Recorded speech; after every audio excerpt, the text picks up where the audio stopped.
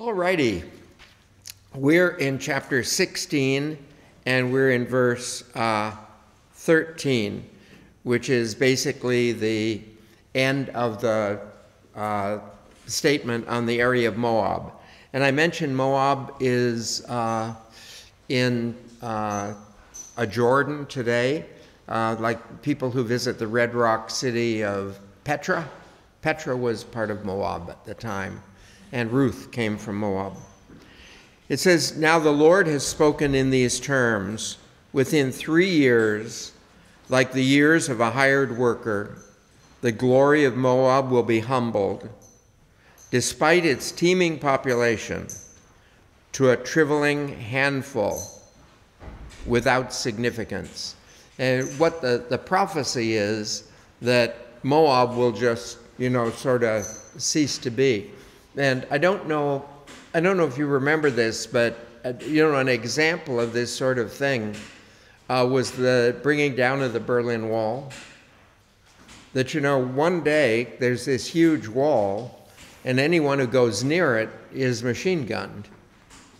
The next day, soldiers who are operating the machine guns are lifting people up to chip out the wall and take it down.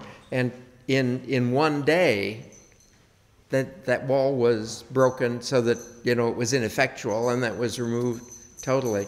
I don't know if you know this, that they made a fortune on that wall because they sold pieces of it all over the world. Everyone wanted a piece of that wall. And, but what you saw is in one instance, something was gone. The day before, no one would have crossed that thing without getting killed. And the day after, it simply wasn't there. And the following day, if you remember, because of the way West Germany was reacting, that half the population immigrated to the West, period, to stay in the West. Anyway, so having said that, he tells them that as powerful as Moab appears, it'll disappear. And again, I remind you that Moab was never powerful enough to conquer Israel, but every time Israel was oppressed by another nation, like Babylon or something, the people from Moab would harass the nation, okay? So they would raid little villages and stuff like this. So they were a real pain when Israel was in difficulty, but they never really conquered or could march an army against that. So the next one is the proclamation about Damascus. He says, "Damascus will soon cease to be a city. It will become a heap of ruins, its towns abandoned forever." Now, remember that we think of Damascus as being in Syria, but at this time, the country was called Damascus. And so these towns that are around it, are all part of it. And again, I'd like you to notice this, will soon cease to be a city. That things like this politically can happen very quickly. We've seen lots of them historically. Probably one of the huge ones historically was the fall of Constantinople, where, the whole empire had stood for 1,000 years and was really, really powerful and all this sort of stuff. And they got cannons that would break down the walls, and the Saladin took the city. It says its towns will be abandoned forever and will be pastures for flocks. There will be rest with no one. There they will rest with no one to disturb them. So now what was once a city is basically going to become grazing. And we're going to watch, that's even going to degenerate. It's going to go on from that. He says, Ephraim will be stripped of its defenses, and Damascus of its sovereignty, and the remnant of Aram, that's Arabia, shall be treated like the glory of the Israelites, declares the Lord Sabaoth. So, a couple things. Ephraim is one of the tribes of Israel, but Ephraim actually sided with the invaders. and was part of, Israel and Judah when they were separated. Ephraim sided with Israel. Israel sided with the invading forces. So they helped them to invade Judah. Jerusalem is in Judah. And so Ephraim is going to be punished as well. And Damascus is going to be stripped of its sovereignty, of its great authority. The remnant of Aram, shall be treated like the glory of Israel. So the remnant of the Arabs will then be welcomed in and be part of the whole Israel thing. And again, declares the Lord Sabaoth. And the idea here is that the people that are enemies of Israel are being systematically punished, and those who have been punished, like Aram, now are beginning to come into their relationship with Israel, but there's not a new punishment for them. But it also gives you an indication. It says, Damascus, its towns will be abandoned forever. The fact of the matter is, God is not capable of doing that. Like when he punishes, God's punishment always has a termination. So it doesn't happen that way, as we know Damascus today. He says, when that day comes, the glory of Jacob will be brought low. His body fat will waste away. Now, that's Israel itself. He says they will be brought low when that day comes. And when a reaper gathers in, as when a reaper gathers in the standing corn, harvesting the ears of corn with his arms, or when they glean the ears.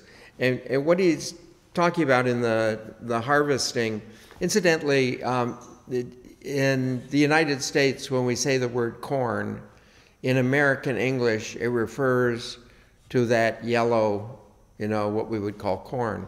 It doesn't do that in England. In England, the word corn refers to grain. That's why when the settlers came over, they called what the natives had corn, because that was just their word for thing.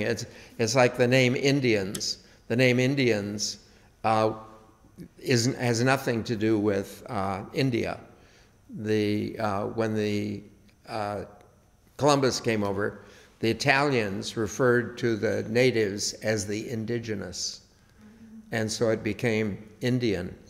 But the reason they were seeking a route to India was because they had traded with the Indians. They had Indian goods. They knew how Indians dressed. They knew how Indians looked. They knew all that about India, or they wouldn't have been seeking a route. So no one thought this group of naked natives was in fact Indians in that sense, but they called them the indigenous, and so it came to be that. So anyway, the way they would harvest under Jewish law, if you go through a field, you harvest the grain, and when you get all the grain out, like the grain you've dropped or some grain that wasn't quite ripe, that maybe a section wasn't ripe, you didn't cut it down, you can never go back and harvest that, because by law that belongs to poor people. They have the right to come in and glean it and that sort of thing once you've taken your harvest. And so the thing was set up that way. And so he says, the glory of Jacob will be brought low, and his body fat will waste away. Do you notice this being brought low, the body fat wasting away, and the harvesting? Like you to notice, all three of those indicate things that happen slowly. Okay? God knows body fat is slowest of all. But anyway, they have these things that are going on slowly. And notice that's distinct from Damascus and the enemies, where they come down like that. And what happens is, in dealing with Israel, what God does scripturally, what he does is apply the pressure against Israel slowly, so that at any point they can reform and come back. Whereas the others, he seems to destroy them and then afterwards they can come back. So, but notice that Israel too needs to be reformed at this point.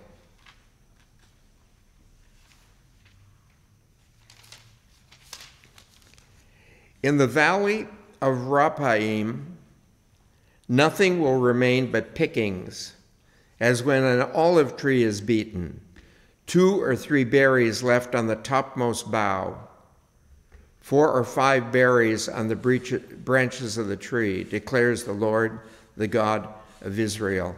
Okay? They're referring to the olives as berries. Okay? And again, that's an English term. In England, this translation was done for England. In England, if you see things on a tree and don't know what they are, you just call them berries. It's a generic term, much like corn is for grain. So he's talking about the same type of thing. This where you harvest it and then you have some left and this sort of thing.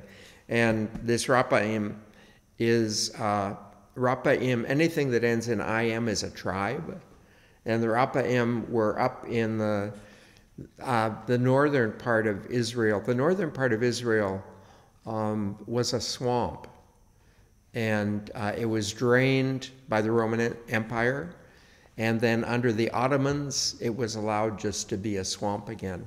And when you study the history of the foundation of the country of Israel, more Jews died of malaria than died in the wars that went on.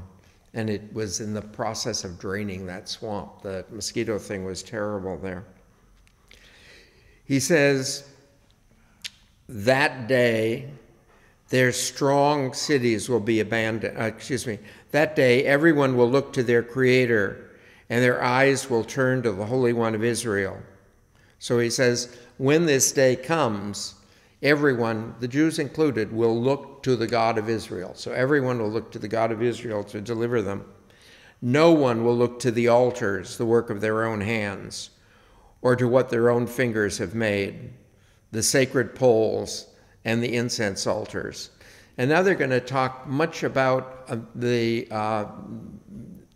sort of a very sexual religion that existed among the pagans. And it was the worship of Adonis. Adonis was I think you know, Adonis is a god who was particularly physically beautiful. And we're much more familiar, I think, with the idea of Venus as that. But there's a male and a female god. And they're using here the name Adonis. I don't know if it appears in the text itself, because that would be kind of foreign to the Jews. But Adonis is what the Greeks gave to it, and when they came into Israel. And a lot of this literature was put together while the Greeks were there. So then they would use that name in titling it. He'll say, that day their strong cities will be abandoned, as were those of the Hivites, the Amorites. When the Jews were first entering the Holy Land, God promised them that they would be able to defeat the Hivites and the Amorites. The Jebusites were the other ones, but the Jebusites inhabited Jerusalem. They were the last to be destroyed. He said, which they abandoned at the advance of the Israelites. So these people abandoned their cities, and they fell. And there will be desolation, for you have forgotten the God of your salvation and failed to keep the rock of your refuge in mind. And what God's condemning in the Jews is their following this cult of Adonis. And again, the following of this cult, I don't think was a religious thing, even on the part of the Jews. I think it was a pleasure thing. And so they were going, one of the things about the Jews, even when they fall away from their faith and stuff, you don't find them believing more than one God. That just doesn't happen. Where they decide whether or not they'll follow God, this sort of thing, but they don't really see these as others. He says, you plant pleasure gardens and you sow exotic seeds. What are these, this plant that comes up early, is it crocus? The blooms that come up, they have a very strong smell and everything. That was the thing. In the city of Rome, everyone would plant a garden, and the garden would be in a pot. And you would plant this crocus. And what happened was, when it bloomed, that was the gods inviting you to these sexual rites.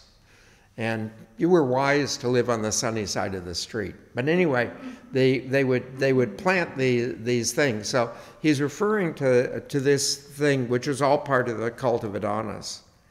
The day you plant them, you bring them into shoot. The next morning, your seedlings are in flower. But the harvest will vanish on the day of disease and incurable pain. So now the harvest is obviously not harvesting the crocus. The harvest refers to the sexual rites. And he says the sexual rites will vanish in a day of disease and incurable pain. So diseases and things will destroy it. He says disaster, the thunder of many peoples. And he's implying what he called an invasion here. They thunder like the thunder of the seas, the roar of the nations. If you're familiar with the book of Revelation, they'll use this image rather constantly. And in the ancient world, I think you know invasions came with horses and stuff like that, so it was a noisy thing as it came on. They roar like the roar of mighty waters. The nations roar like the roar of many waters.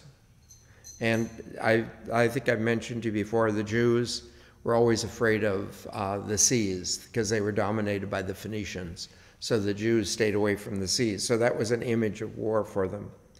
He rebukes them. They flee away, driven like chaff on the mountains before the wind, like the whirling dust after the storm. And what he's saying is that Israel's been weakened, Israel's being punished. He describes these forces coming against it, but he says these forces are destroyed. So now how they're destroyed or what's going to happen, we really don't know. There have been some very fascinating, what he called Deliverances of Israel. Probably the most famous was they had an army come up and lay a siege to Jerusalem, set up around Jerusalem. And in the morning, when they woke up, the first people up were homeless, the people who were homeless. So they were looking over the wall, and the army was gone. And the field was scattered with dead people, thousands of them. And so they went out and began to pillage, take clothing and stuff from the people who were dead there. And then they finally decided maybe we should go tell the people that this is over. So they went and told the people. But what we presume today is that as the army was coming, and there was just an army from quite a distance, I forget where it came from, but when this army came in, it probably picked up the indigenous flu, because flu is peculiar to areas. And most of us, that's why we get flu shots each year, we are immune to our indigenous flu. But that's why we have the Asian flu and these different flus that come in, that we carry no immunity to a flu that, is from outside. So anyway, they picked up this, and overnight the flu flowered, and a lot of people died, and the rest of them decided it would be wise to get out of there.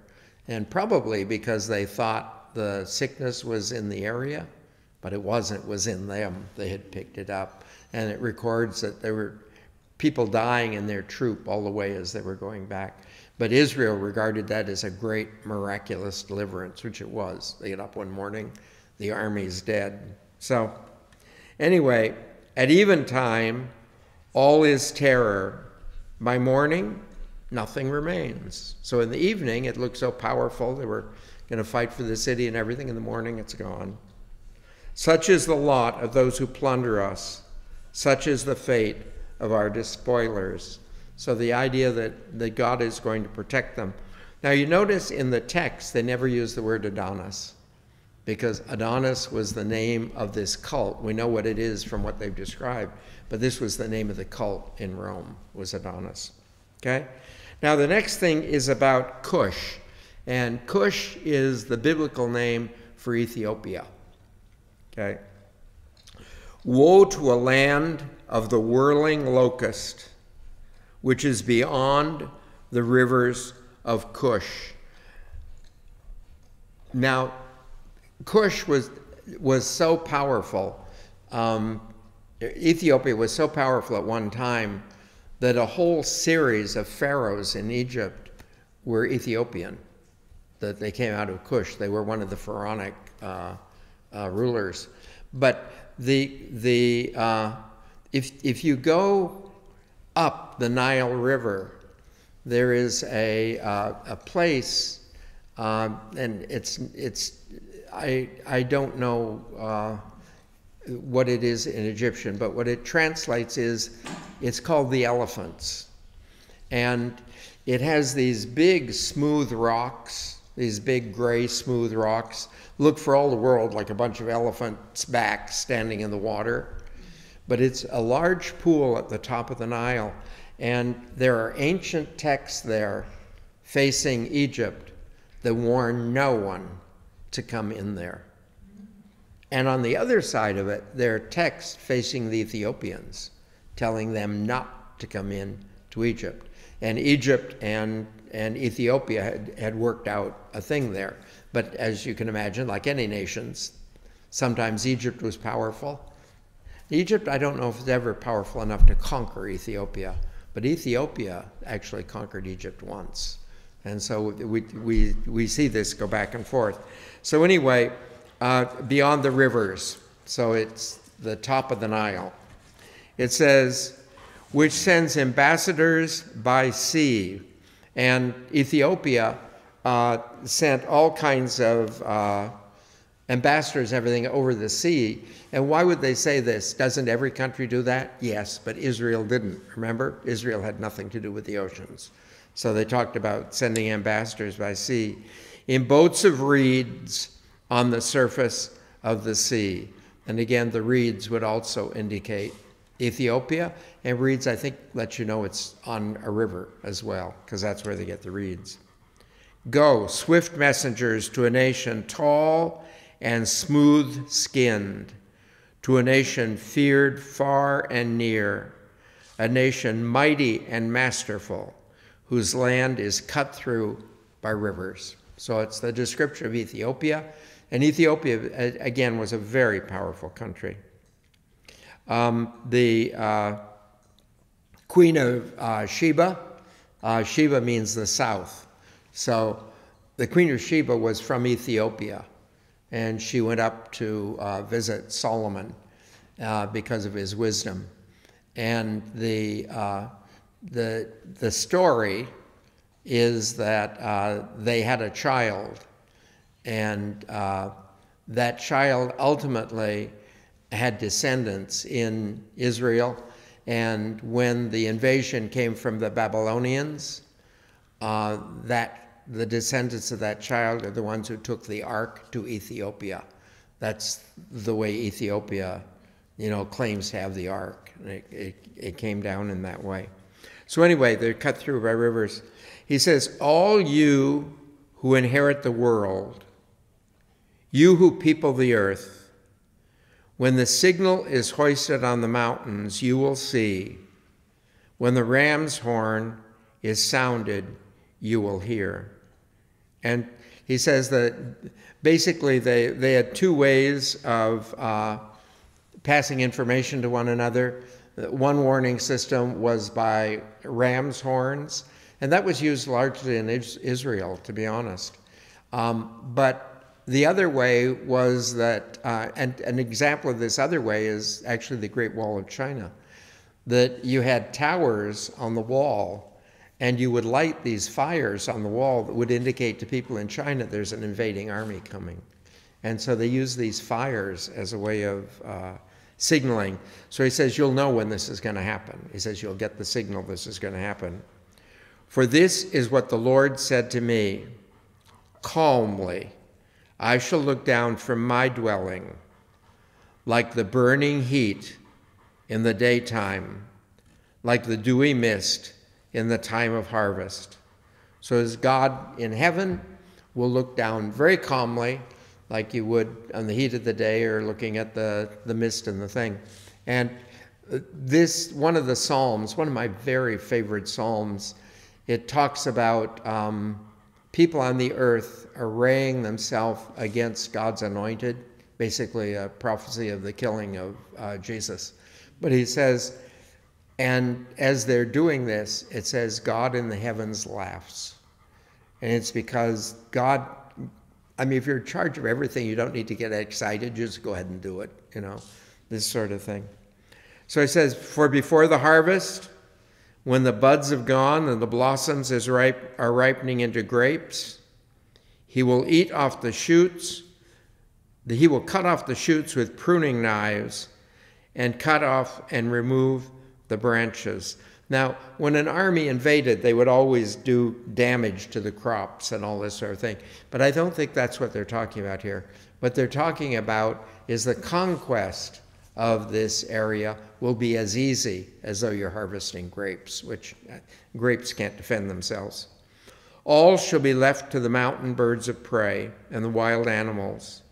The birds of prey will live on them in summer, and all the wild animals in winter. Okay?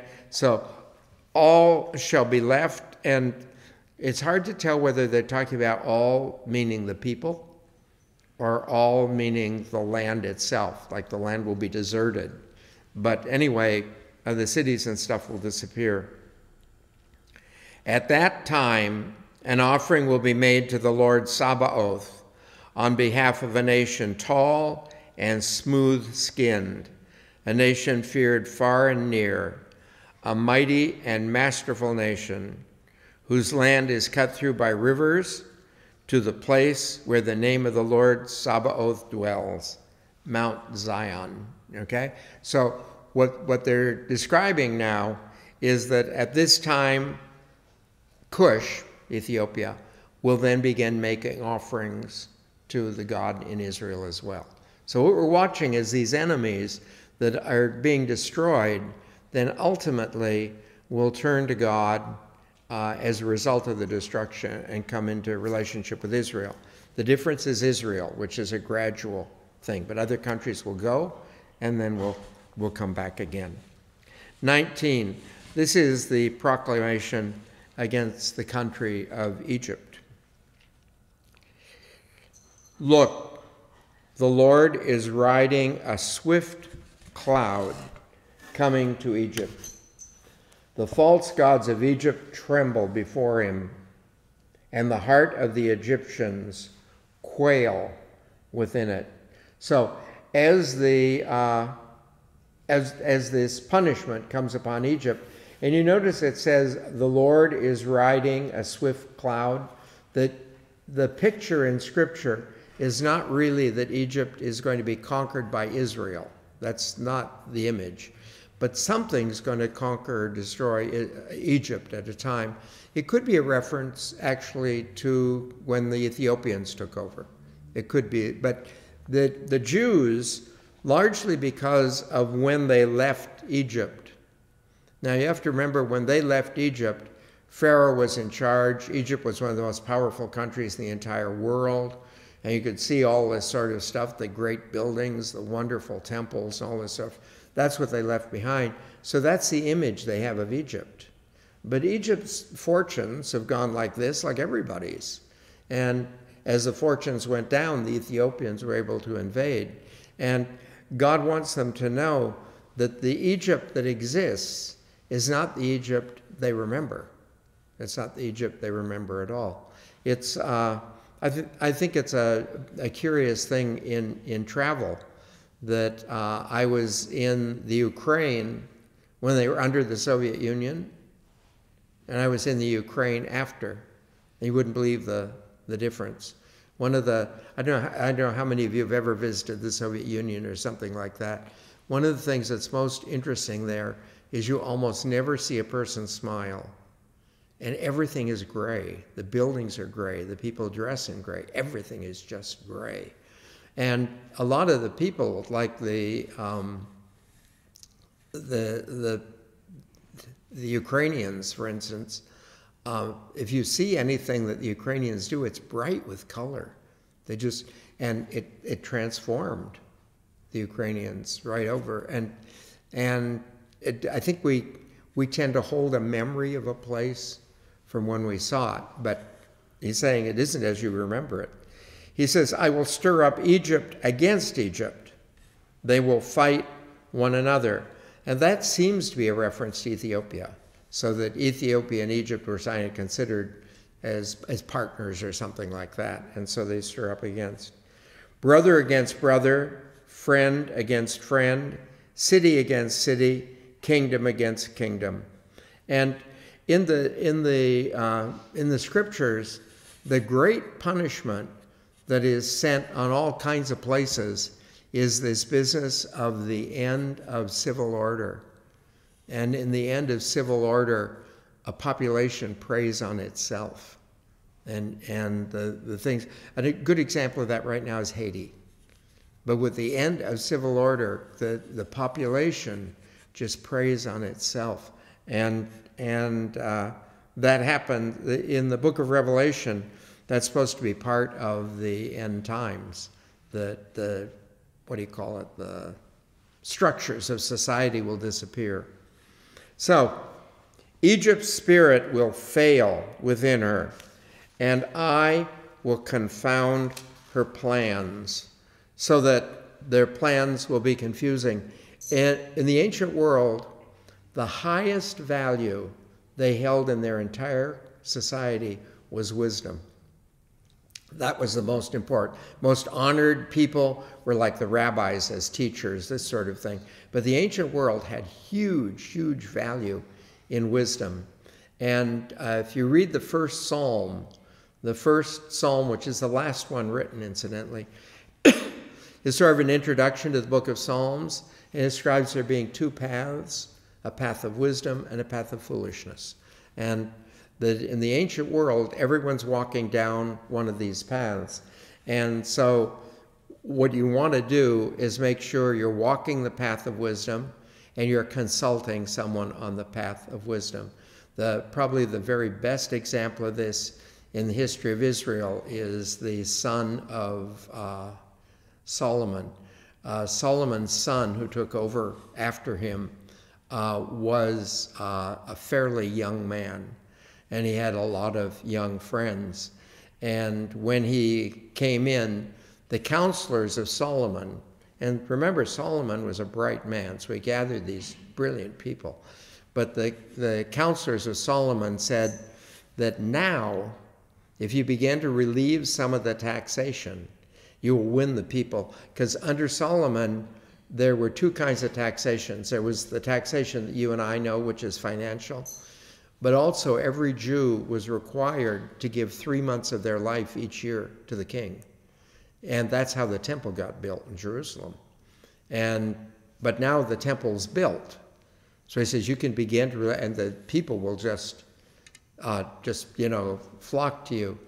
His young friends said, no, you have to increase the taxes. You have to come in very, very strong. And then the people will listen to you. It's sort of, the thing is, do you want to be loved or do you want to be feared? And so he went along with the young men, and that broke Israel in half. And that's when it became Israel and Judah. It broke, and they were at war, and they were never strong as a nation again after that. And so this is what's going on, that they consult someone who's stupid. And when you do that, then the plans you make are worthless.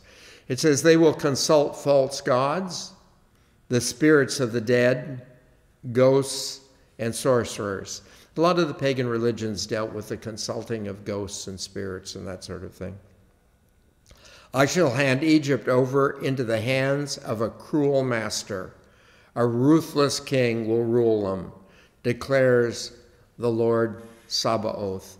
And I'd like you to notice this ruthless king. When you talk about this, there's several references to punishments coming on nations with a ruthless leader. It doesn't necessarily mean someone from the outside. Like you could have a royal family, like I mentioned in Solomon. Solomon's son was ruthless and destroyed the country. So you can have a ruler that is in himself ruthless. I would say Putin in Russia right now is ruthless. And you can have a ruler that is ruthless, and then there's no law. I don't know if you know, but that seems to be where Poland is slipping right now. There's the man is in charge, is passing laws. The courts don't have any authority over him, and this sort of thing, and is a ruthless ruler. So the waters will ebb from the Nile. The river will dry up and run low. Canals will become foul. The rivers of Egypt will sink and dry up. The heart of Egypt is the Nile. And it's very interesting that if you were to go through the Egyptian, what do you call it, hierarchy of gods and everything, they held the highest god as being basically the sun, which is Ra. But you know, the most worshipped god in Egypt was the river. And the Pharaoh was required every morning to go out to do this special blessing, morning prayer on the river, as in the person of the whole community. He represented Egypt, worshiping the river. He was required to do this. And if you remember, it was during that morning prayer where Moses struck the river and it turned to blood in the plagues too. He says, rushes and reeds will wither. Now, when we hear this, rushes and reeds will wither, one of the great sources of wealth for Egypt was papyrus. And that's from the reeds. The papyrus is a plant that grows in the rivers, and you only use the part of the papyrus that's underwater. And you slice it really thin, and you weave it, and then crush it, all the liquid out, let it dry, and you end up with papyrus, which was used all over as the paper. And in fact, there was a competition at one time for, they were starting a new library in it's in Turkey, actually, Pergamum.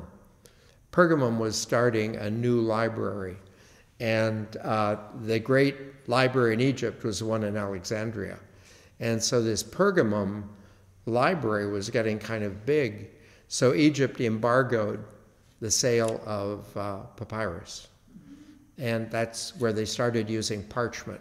They got that from the name Pergamum too. But Pergamum invented using parchment because they could no longer get the papyrus. But papyrus was a major export from Egypt. The Nile plants on the banks of the Nile, all the vegetation of the Nile will wither, blow away, and be no more. And again, the whole wealth of Egypt was tied into the Nile. So as the Nile's destroyed, now Egypt is gone. The fishermen will groan. All who cast an hook into a hook into the Nile will lament. And they have a fish, and I think you know goldfish.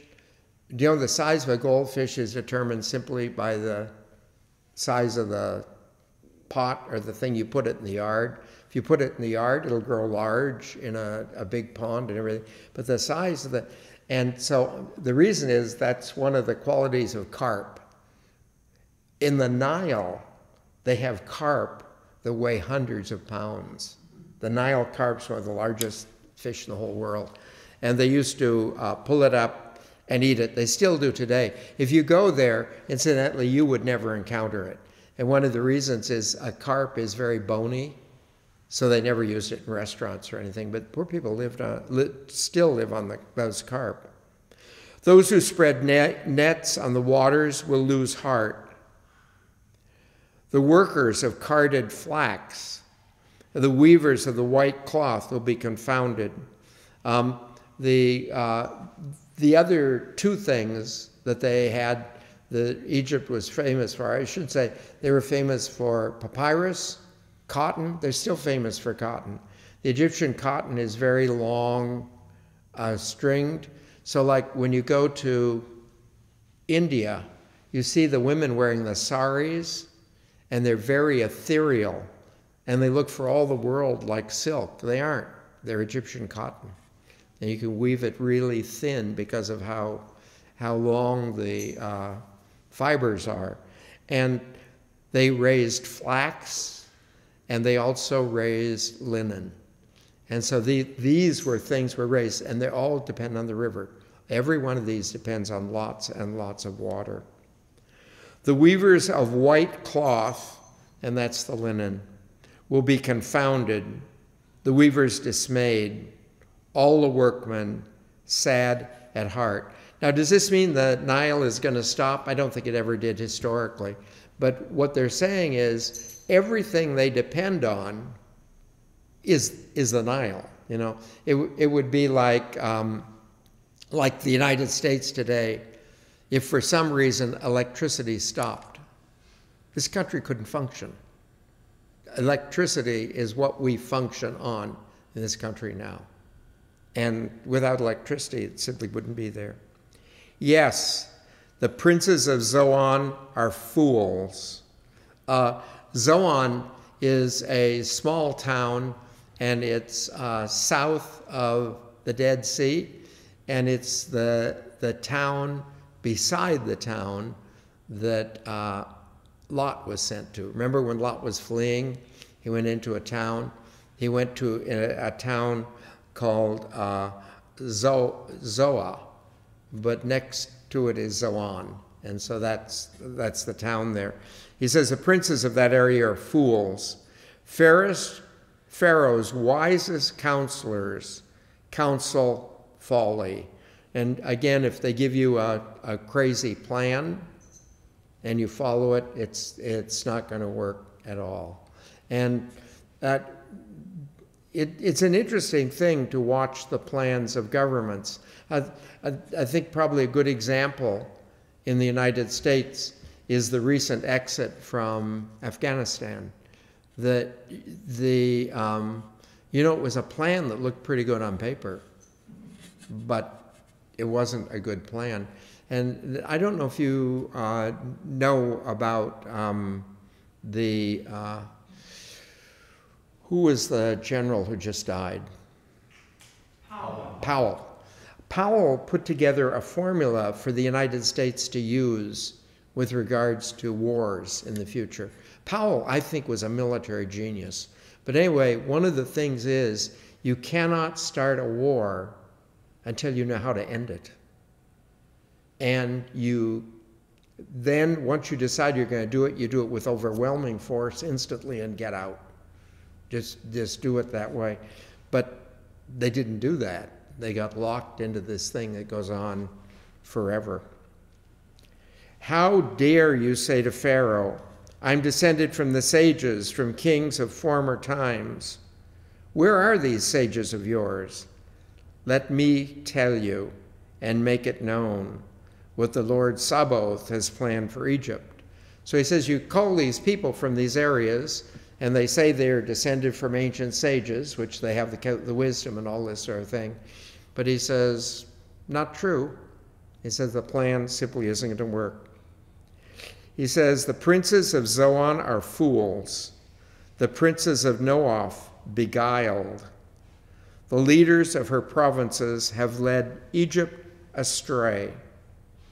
The Lord has poured into them a spirit of confusion. They have led Egypt astray in everything she does, like a drunkard staggering around as he vomits.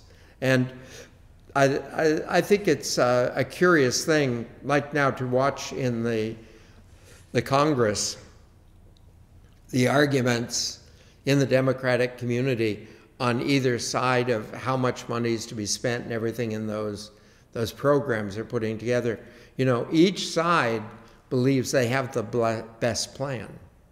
They believe that, you know, spending less money will keep the debt down and we can work towards this thing gradually. The other said, we either need to do it now or it's not going to happen. And we can sort of worry about it, you know, later. We raise taxes and this sort of, but that each person believes that their plan will work. And to be honest, you don't have to be a genius to know only one of them will work. I wish I were smart enough to tell you which one. I don't know. But one of them will work and the other are disasters. That's always true with plans. The one works, the others are disasters. And it's great wisdom to recognize it in the plan before the disaster. It is great wisdom. It says, there will be nothing to do for Egypt, as top and tall, palm and reed used to do. So he says, as top and tail. Top and tail is Ethiopia and Egypt, okay? As top and tail, palm and reed. Palm represents Ethiopia. The reed represents the papyrus, okay? They used to do. They will be nothing to do for Egypt as they used to. They are the things that made Egypt. Egypt was great because of these things it was producing. Ethiopia was great because of the dates and stuff. That was one of the major, still is one of the major exports of Ethiopia. Okay, so we'll call it there and pick it up with this ongoing thing on Egypt. And we'll pick it up at verse 19:16 and follow it on from there. We're going to go through, at the end of this section, and it goes on for quite a while, we're going to talk about the fall of Ashdod and then the fall of Babylon, and all of these ending prophecies about the destructions of the enemies of Israel. Any questions?